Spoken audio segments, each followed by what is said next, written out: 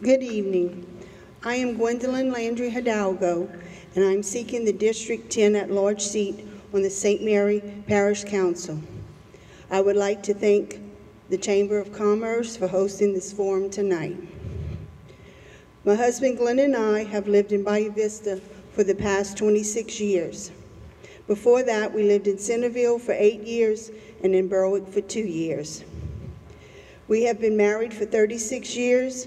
Our daughter Heather, son-in-law TJ Grow, and our 3 grandsons, Sport, Eli, and Trey, are the pride and joys of our lives. My parents are Gertrude and Pete Prestonback and Jerry and Evelyn Landry, and my in-laws are Sonny and Sherry Hidalgo from Franklin.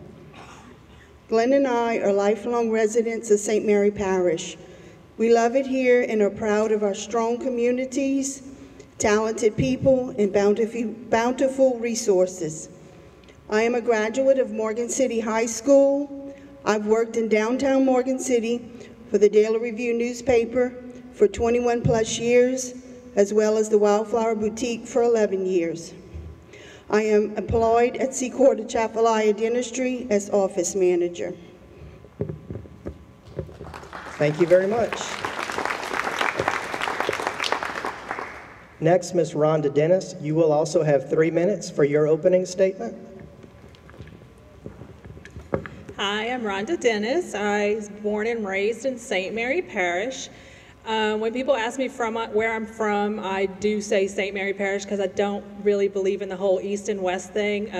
That whole cut thing, I think it's time for that to go. We need a united St. Mary. I am the daughter of Mike and Kay Raymond. My dad is a retired fire chief from Morgan City, and my mom was executive director of St. Mary Outreach, and she served there for over 25 years. I'm married to Doyle Dennis. I've been married to him for 21 years, and we have an amazing son who is an Eagle Scout and is now currently pursuing a degree in nursing. Most people know me because I'm an author. I've written a series of books that all showcase South Louisiana. So I'm very, very passionate about tourism and drawing people to our area and keeping them in this area. So thank you very much. Thank you very much. All right, next we have Mr. Jeremy Chesteen. You will also have 3 minutes for your opening statement. All right, thank you. My name is Jeremy Chesteen. I'm a lifelong resident of St. Mary Parish. I live in Patterson, Louisiana. I am married to the former Ashley Mahaffey, and I have 2 kids who they didn't want me to say their names tonight. Avery, who is 4, and Jackson, who is 9. At this point, I have 34 years of experience inside of St. Mary Parish. I've seen the ups and downs of the economy, whether it's oil field. We cater to the oil field industry a lot, but it's time for diversification. A lot of what I see, I travel the parish almost daily, from the west side of the parish to the east. We have a lot to offer. I don't think that we nearly touched the surface. We have so many things that can attribute to it that we can't even begin to describe it. We have great, amazing people who live here, and we can't afford to let it go any further. I know I'm supposed to be talking about myself, but I can get pretty amped up talking about what we can do for this parish. I was born and raised in Morgan City. I live in Patterson. I graduated Patterson High School, graduated in 2003. My kids are pretty much my whole drive behind this to make St. Mary Parish prosper past the time that they're 18 and they can move on to themselves. We have a lot of infrastructure that we can work on. We can scratch the surface, but we can only do so much in a short period of time. That's why we need to work together to move it forward. We need to as it was said earlier, to close the gap. We call it the Continental Divide. With the Calumet Cut, we do nothing that's different from one side or the other, except the economies that we drive between agriculture and oil field. So working together from this day forward is really the drive that we need to have, whether it's on the east side of the parish or on the west. Again, thank you for coming out tonight, and my name is Jeremy Chesteen. Thank you. Again, each candidate was provided with a list of questions for tonight's forum. Because of our limited time frame, we will use 2 of those questions. We will now start with question number 1, and that will be answered by Ms. Hidalgo first. Each district is given a 3/10 sales tax. What are some things in your district that you'd like to use this money for? Each district is given a 3/10 sales tax. What are some things in your district that you'd like to use this money for? This tax money should be used to subsidize governmental entities' necessities first and foremost. Things such as infrastructure for water and sewer, drainage, roads, fire protection, and recreation.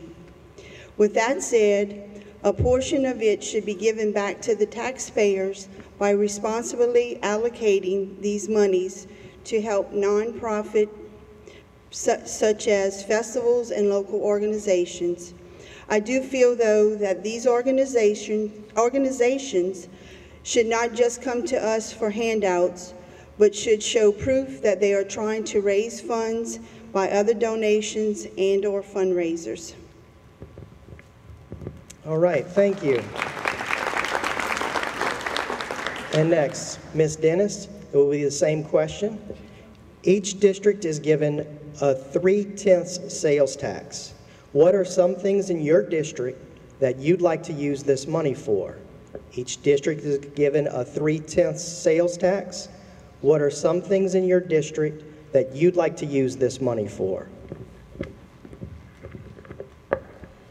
Some things that I would like to see the money used for, public safety. There's been a recent shift in training and preparation because we're living in a new world. Things like Stop the Bleed, things like that are now coming into play where they weren't so much before. Also, culture and recreation. I think facilitated children's programs are important instead of letting them run and have just do what they want. If they're facilitated, then there's somebody there helping them, watching them, and kind of keeping them in line. Also, more varied recreational activities that kind of encompass the different things that people enjoy to do.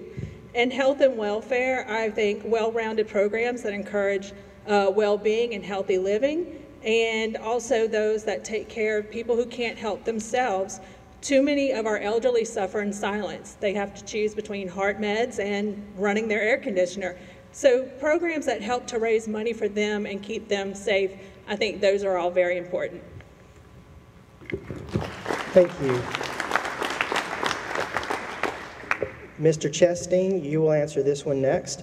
Each district is given a 3/10 sales tax. What are some things in your district that you'd like to use this money for? Each district is given a 3/10 sales tax. What are some things in your district that you'd like to use this money for? Thank you. As running for at-large, the at-large is not necessarily in charge of a single taxing district. We're actually over multiple taxing districts within our one area. So from where this district would be in District 10 would go from the Atchafalaya River to Elm Street in Centerville. At that point, we could, coach or work with the people that's on the council that's representing those districts to see what are their needs. What can we help identify, whether it's drainage in Bayou Vista or working with somebody on the west side, whether in Sorrel and Jeanerette, to see what needs that are helping. I do agree that we need more public programs, whether it would be for the kids, because we don't have a huge selection of child programs or child development programs that we can go to that's outside of school. I do believe that we need to work on the lighting or the infrastructure throughout the parish, whether it's just to help provide financial guidance or to be able to hire engineers to be able to bring them in and help each individual, whether it's the water district or the drainage districts. I think we need to definitely come together and help them. But not having the exact 3/10 sales tax that we're in control of, we have to work with and not dictate with the other members of the council of the 8 single districts. Thank you.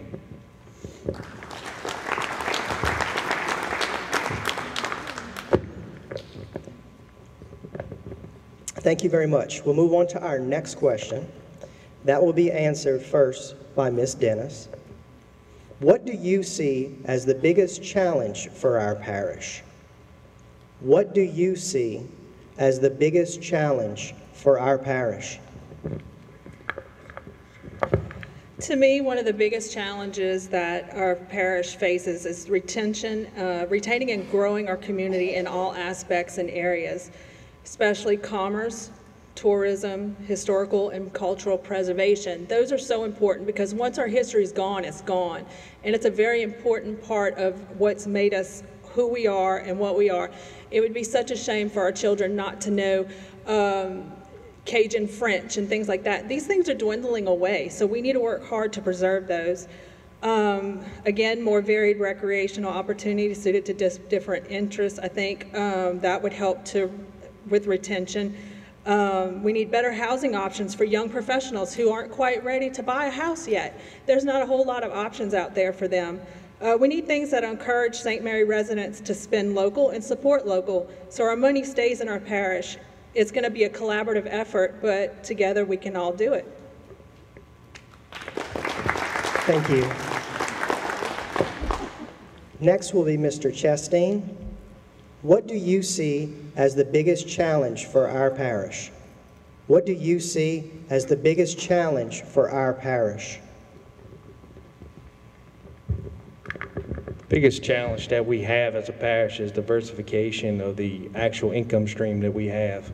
Right now, on the east side, we predominantly depend on the oil field. The oil field tanks and goes up a roller coaster every 10 years like it normally has, and we end up struggling to make a living on this side. You go to the west side of the parish, there's sugar cane and the sugar mills, and we have, salt domes, and everybody has their own niche on the west end, but there's not a huge diversification. Our biggest problem with trying to diversify to go forward is we don't have the proper drive behind the parish as a whole to diversify. Our river, of course, everybody's seen the Facebook videos and photos of how it's silting over. We need to work in order to diversify, we have to work with getting Washington and Baton Rouge to actually provide us with the proper dredging in order for us to diversify. We have to bring the parish together to say that this is all for everyone, not just the east side or the west side when it comes to the economy. We have to do it together, and whether it's dredging the river that's going to make things flow south and not silt up as hard as it does whenever we get a hard flood, it's going to affect everybody, whether it's making a new plan on the west side that can be navigable by the intercoastal or actually be navigable in the Atchafalaya River. We can diversify, but it takes everybody coming together and saying we need to push Baton Rouge and we need to push Washington, D.C. for something. That's something that I'm very passionate about because our livelihood does work on it, depend on it. And if we don't push now for the diversification, and if we don't push for an actual better dredging system than what we've actually been getting, we're going to end up turning into, most people are saying on the streets, a retirement home parish, where it just is going to be to the elderly and the young. So I appreciate it. Thank you. Thank you. And next, Ms. Hidalgo, you will have the same question. What do you see as the biggest challenge for our parish? What do you see as the biggest challenge for our parish? I think our biggest challenge is to keep our children and families here by having the job opportunities here that they are leaving our town for. Next is to bring in new people by being able to offer shopping, entertainment, restaurants, etc. The things that our own residents go out of town for now. I have been a strong advocate for shopping local for many years. I truly believe that if we don't support our parish, we can't expect other people to. Thank you.